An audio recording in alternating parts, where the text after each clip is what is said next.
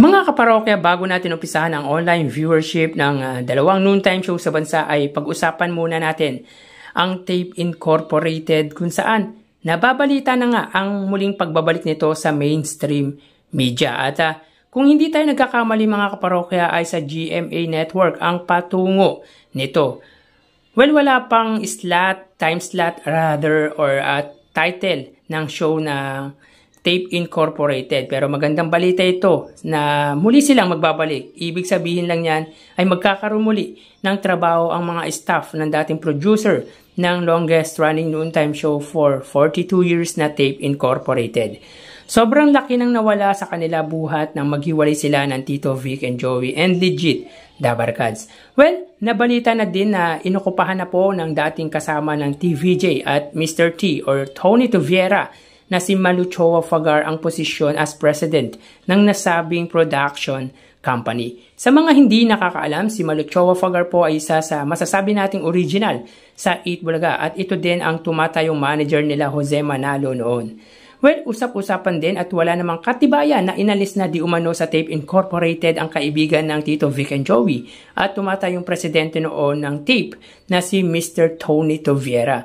Well, wala namang masama kung maayos naman ang pagpapaalaman ng dating namumuno ng Tape Incorporated na si Mr. T at yung Tape Incorporated management. Yet, matanda na din naman talaga ang dating presidente ng Tape Incorporated. Actually, nakatungkod na nga ito base sa nakikita kong ilang picture ni Mr. T. Anyway, good for them na makabalik sila para may trabaho muli ang mga naiwang staff na nakasama noon ng iconic trio na Tito Vic and Joey. And hindi naman imposible na makabalik ang production company dahil kilala din naman sa showbiz industry ang bagong namumuno nito or let's say ang pagbabalik ni Malu Choa Fagar.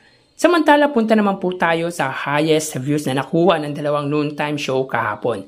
Sa oras na 1:37 PM sa segment na Kalokalike, ang It's Showtime po ay may 79,000 highest views at ang 8 Bulaga naman po sa segment na Gimme 5, sila ay may 91,000 highest viewers. So, parehas pong oras niyan, 1:37 PM. So dito mga kaparokya na abot po ng 8 Bulaga ang average daily views nito na 80,000 at ang It's Showtime naman po ay hindi nito naabot ang 100,000 daily average views nito. So mga parokya, ang noontime show po ng iconic trio ay hindi po live kahapon. Pero na-reach po nito ang average views. Kabaligtaran naman po ng It's Showtime na live. Pero muling hindi nakuha ang average views nito. Well, struggling po talaga ang views ng It's Showtime for the past days. At isa sa dahilan dyan ay ang pagkawala pansamantala ng main host nito na si Vice Ganda. Struggling lalo na ang kanilang main YouTube channel na madalas nakukuha naman nito ang average daily views nito na 100,000 kapag nandyan ang unkabogable star. Kumbaga ramdam ang epekto ng pagkawala ng meme Vice ng Madlang People na masasabi nating iba ang aura ng Madlang People noontime show kapag present ang main host nito. So tara ating alamin ang online viewership ng dalawang bigating noontime show. Para sa 8 Bulaga under TVJ Facebook page na may 2.6 million followers at sa It's Showtime naman po mga kaparokya na may 18 million followers. Sa mga kaparokya sa unang yugto po ang live viewers na lumabas sa unang yugto ay 73,000 po mula sa It's Showtime at 96,000 naman po sa 8 Bulaga. So as of 1:32 PM ang It's Showtime po ay may kasalukuyang segment na Kalokalike.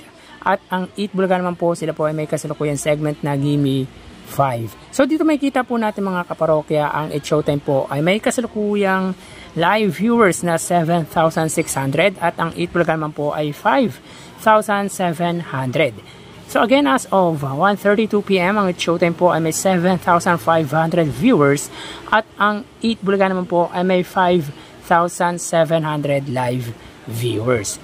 Mapunta naman po tayo sa TV Network YouTube channel.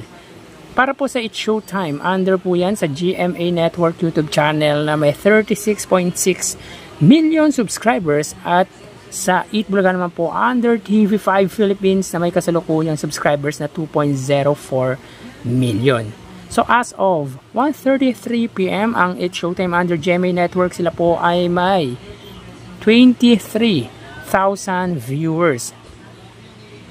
Ang Eat Bulaga naman po under TV5, sila po ay may 31,000 or 32,000 viewers. So again, as of 1:33 PM ang It's Showtime under GMA Network, sila po ay may 23,000 live viewers, at ang Eat Bulaga naman po under TV5 ay may 32,000 viewers. Mapunta naman po tayo sa main YouTube channel ng Dalawang Noontime Show para po sa It's Showtime. Under po yan sa ABS-CBN It's Showtime na may 2.39 million subscribers, at sa Eat Bulaga naman po under Eat Bulaga TVJ YouTube channel na may 1.12 million subscribers. So as of 1:33 PM ang It's Showtime, sila po ay may 61,000 or 60,000 viewers. Ang Eat Bulaga naman po, sila po ay may 91,000 live viewers. So again, as of 1:34 PM ang It's Showtime, sila po ay may 60,000 live viewers, at ang Eat Bulaga naman po ay may 91,000 live viewers. So bali ang total na nakuha ng Dalawang Noontime Show ay, mga kaparokya, bago natin bigay ang total live viewers ng Dalawang Noontime Show, ay umiling ako na pakisubscribe ang aking YouTube channel. Pakiclick ang bell icon para una kayong ma-notify sa mga bagong video na ilalabas ko, at pakidamay nyo na din na i-follow ang aking Facebook page na Mega TV at ang aking TikTok account na Kaparokya TV. Maraming salamat!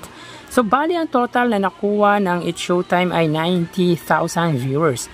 7,000 mula sa kanilang Facebook Live, 23,000 sa TV Network YouTube channel, at 60,000 naman po para sa kanilang main YouTube channel. Ang Eat Bulaga naman po ay nakakuha ng total na 128,000 viewers.